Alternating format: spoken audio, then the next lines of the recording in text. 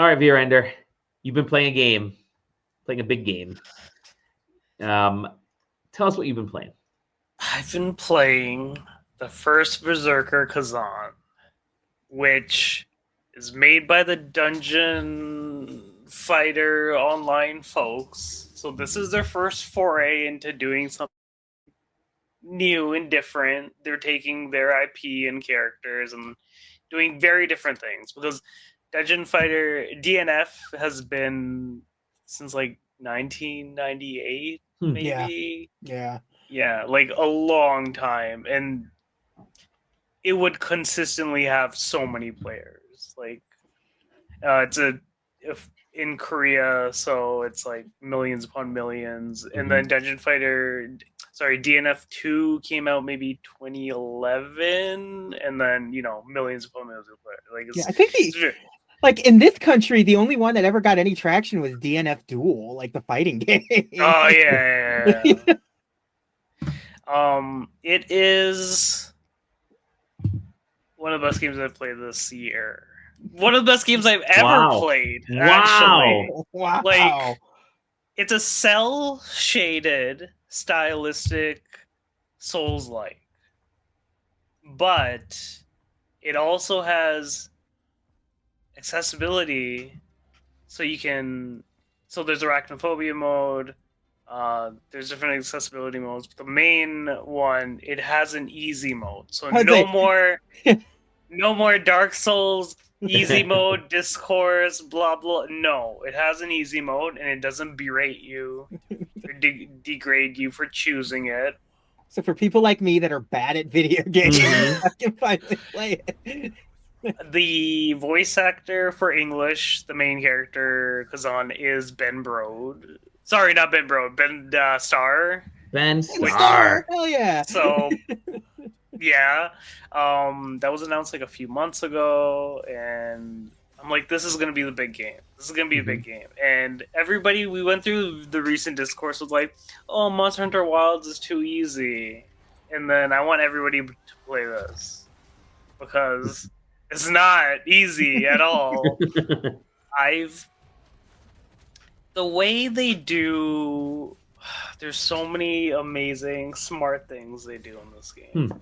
So when you fight bosses, like actual big bosses that have like big health and that sort of thing, monstrous ones, even if you die, you get in Dark Souls you have souls. So in this one you have Lacrima as what you use to upgrade your stats. So Lacrima itself, you'll earn for killing any enemies or finding here and there. But when you're fighting bosses, you gain additional Lacrima from how well you do on the boss, even if you failed and died from it. So you're always able to get little by little. So before you die from a boss, and then it'll respawn you like right where the save point is, which is very much near the boss itself. And then you can pick up your Lacrima, the one you had because you died, and then you gain additional because of how well or how far you went with the boss. So you'll always be gaining maybe like 600 to 1,000 each time, and like let's say you already died 3 or 4 times already, you'll be able to then upgrade a stat. You'll have enough accumulated because of that, like insurance, because of how well you did. Even though you didn't kill the boss, or you only got it to half-life, or even like 25%, you still get accumulated experience through the Lacrima that you can use to upgrade your stats. And that is so smart. Like, it's my favorite Souls-like. It's such a smart and ingenious way, because I know a lot of people will be like, yeah, learning this, you can only learn the attack patterns of bosses so much, right? To try to improve. But like even though the stat upgrades are very negligible, like point 0.0 0.4% to something, it still like matters and builds up. It's a gorgeous game. I'm playing it on PS5. Absolutely gorgeous. The second boss fight is against the Blade Phantom, and it's just the coolest fucking shit. Like the music, the audio, it's such a cool game. Even with the skill points, so you do get different. You get 3 different weapons: greatsword, spear, and like a dual blade sort of situation. And each of them have skill trees. But then, let's say you're in a run and you're like, "Oh, I'm not feeling the greatsword anymore. I want something a bit faster." Then you can just like take off all the skill points, put them in the spear skill, and just switch spears.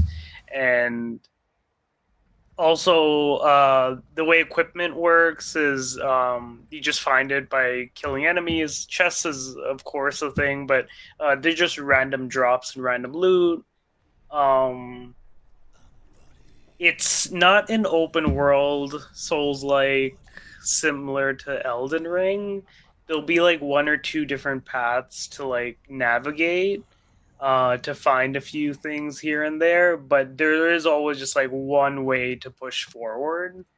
And it is such a satisfying game, even though if you die a lot or the combat, it is incredibly satisfying on what you're doing, how you want to go about building the character. Do you want to put more in stamina or health? And even the types of weapons you upgrade or add. The bosses are incredibly iconic. It's one of the best games I've ever played. And it's one of the best games I've ever played. Like I can't not recommend it enough. And then people are like, "Oh, but I can't play Souls." Like, well, there's an easy mode, so like so do it up. The story's interesting and compelling as well, and them just taking this character and just taking their world and like actually like, making a fully fledged Souls-like experience. It's an action adventure game with stamina and all these nuances and quality of life changes that are now better for Souls-likes in general because of it is such a big... I hope more studios understand that. Like accumulating points after you die from a boss, that's a big thing to have in your game. And there's side quests as well here and there, and it's very cool. It's very awesome. It's very cool. It's very stylized. This is their first endeavor trying to do something like this, and it's fantastic. It's absolutely great. All right, you've sold me. This is one of my favorite aesthetics in video games. Yes. Is this like 3D cell shaded, like painted look to it, where it's just like it looks like it's a colored manga in a way. Ashura's Wrath had a very similar kind of thing going for it, and I just love this aesthetic so much, and I wish it was way more common. And it doesn't have to be like high fidelity either. It's like it's to its benefit being a little like so hell yeah. Yeah. No, I'm about to say the same thing. Like this aesthetic is what is just it's drawing me in. Yeah, the actual action aspect of it, the gameplay aspect of it sounds actually really good to me. From someone who isn't the best at like Souls likes and even I'm dog shit, man. I'm totally fine admitting that, but this having that hook that you mentioned, but also this visual style. Like the snow looks so cool. Yeah, that's a first level too. So cool. I know it's great. But it looks. I'm a big style guy because for me, the visual stuff is the very first the first thing I connect to in a game. Right, what I see is what draws me in, and I want to see more and see how like seeing the cel shaded with sort of the highly realistic snow, for instance, is really kind of a cool combination. So it looks beautiful. It looks great. It looks like almost like someone really wanted to have fun with an anime aesthetic, and it's great looking. Just the depth of field too that they're doing is nice with the darkness, and it's neat. Yeah, it's absolutely phenomenal. It looks like I'm continually blown away by, and also when you would think it's the type of, since your character is like it's an established character, you would think like, oh, cosmetics wouldn't be a thing, but like any piece or equipment you put on will be what he puts on properly. So there is like a fashion sort of thing with that, and if you wear the same sets of clothing and equipment, you get additional bonuses like more health or increased quick attacks or that sort of thing. So you want to try and fit as closely as you can with those different sets and styles, so you can get upgrades as well.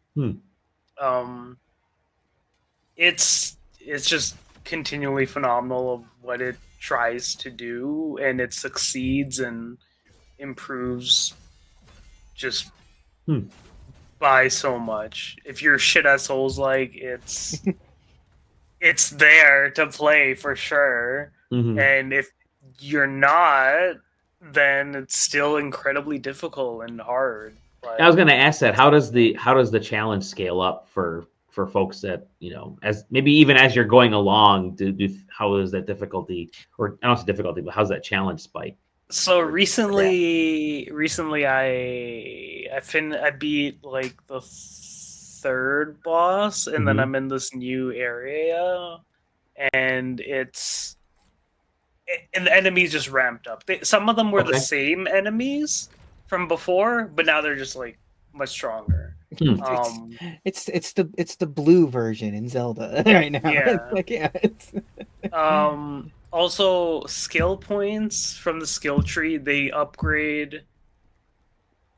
You get skill points by just being in combat. So like even if you're losing and dying from that boss, just like blocking attacks, getting hits in, it increases the mastery. So then you can allocate into new skills, or have something like the greatsword. You can add a poise option so that when you're attacking with it, then it'll mitigate damage because while you're attacking. Or the spear is one of the things that's like incredibly, what makes it so realized and balanced is that every enemy in the world has their own stamina gauge as well.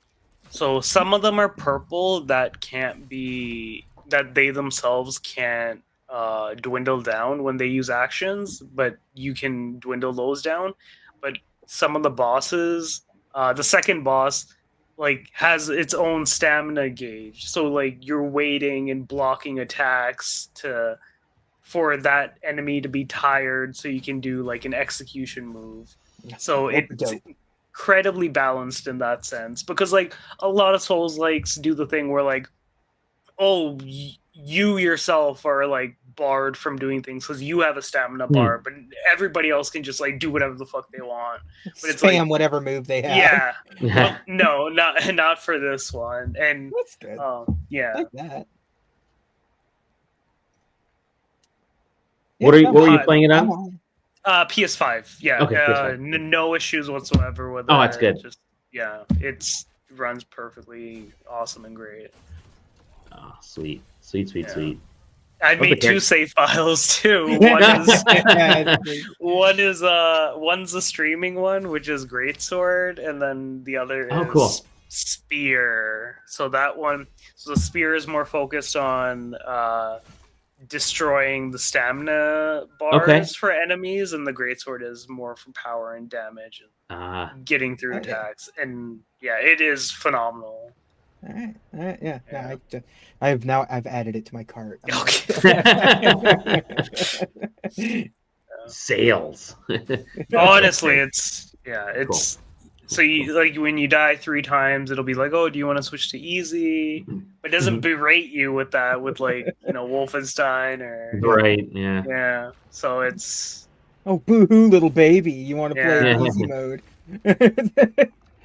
I really don't want people to miss out on this. I think it's it is definitely the strongest new IP in the first quarter, I would say, in a sense, because they're using the world, but like this is like a huge, and they're just taking the characters and a little bit here and there. But I think it's an incredibly strong push and forth to do this, and I really hope people don't sleep on it. And if they do end up buying it for sale, like definitely pick it up when you can. It's just a great experience all around. Like the blood on the snow is so. I know that's cool. No, I was gonna bring that up. I haven't heard a lot of folks talking about it, only because Monster Hunter, came out of this month ago, and you have the Switch 2, and you have a bunch of other stuff happening, and it just from what you're telling me, I definitely don't want people to be sleeping on this. But at the same time, I feel like this is gonna be one of those games that people eventually find out about and start to circle back towards, and it's like, hey, there was this game. Oh yeah. Did you play Khazan? Khazan. This feels like one of those things that just the right streamer is going to pick it up. And then listen, that's side questing. This is it. We're the right streamer. Yeah, if only. But no, this is. It looks great. I mean, it looked cool. Yeah. Sweet. First Berserker Khazan. This is it's Bandai Namco. Is that who makes this? Or no. I'm sorry, Nexon. Nexon. Yes. Yeah. Sorry. One thing that's cool is also there's a training ground, so like you can spawn enemies you've fought to learn attack patterns or. That's cool. Yeah, it's fantastic. Oh, I keep saying like one more thing, and then I keep remembering. But Ron Popeil over here. Yeah, the Steve Jobs of games. Since equipment is based on levels, so like you'll get like great sword level 10, and then you'll get one that's 11, and sometimes it'll be a generic great sword, so you're just like, oh, +2 attack, right? So you can take any of the weapons or armor or anything, and you can dismantle them for the lacrima, so you can then upgrade. Games are starting to do that more and more, realizing that you can pepper the world with weapons, but so many of them go to waste that you're starting to see it pop up more and more, where it's like, actually, you can just dismantle the weapon here in the field and get whatever are mana, lacrima, S-purse, whatever. Yeah. So any of the weapons you find, even though, like, oh, you already have better. One thing I like is the shortcuts here. Like, this person, like, they made the shortcut, and then the save place is right here. So then, cool. They actually like traverse. Like, if they die on the way, that's fine, because like at least they got to the shortcut. Yeah, and then it's kind of got the Star Wars Jedi thing going for it. Yeah, a little bit, where it's also a vaguely Souls-esque game. Yeah, it is. So this will be the first boss in the game, the first proper boss as well. Cool. Oh, the destruction in this is really leading you to a boss fight. I like that. I like it's got the tunnel right to it. Yeah. Sweet. It's just a gorgeous game. Nice. I'm blown away constantly. I hope people don't sleep on this. Difficulty's not an issue. It has a compelling enough story for you to push forward as well. And so this is the first boss, and it is good stuff. And we'll leave people with the taste right there. Sweet. I will say that also, if you play the demo progress will carry over to the full game. Cool. So that's a big okay. That's good. Yep. That's where I'm starting. I'm in my PlayStation queue right now, adding the demo in, so that's perfect. So then, get me started there. Sweet. Cool.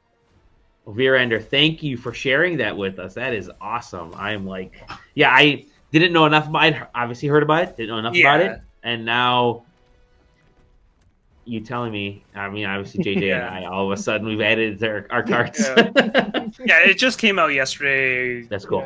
Proper release, and it had a few days early access and this sort of stuff. But it came out this week, very recently. I really hope enough people gravitate towards it. Maybe when it's cheaper or when they have the time, because season's about to slow down soon. Yeah. April is kind of filled with a lot of things, but a lot of stuff in April is like re-releases, like The Last of Us for PC, Days Gone, just re-release stuff for the most part. But new IP, it's the perfect time for a new IP. Really, is the perfect time. They're doing it, because this is. Yeah, for sure. Like I don't need to go through like this is the backlog time of year. Typically, stuff really isn't released around this time. Like we had Zelda a couple years ago, but then there really isn't a ton. Usually in like end of April, May. So I think it's great timing for this. So. Oh yeah, 100%. Cool. End of March, they don't really have much to compete with. I don't even know this year, anything especially. else. Yeah.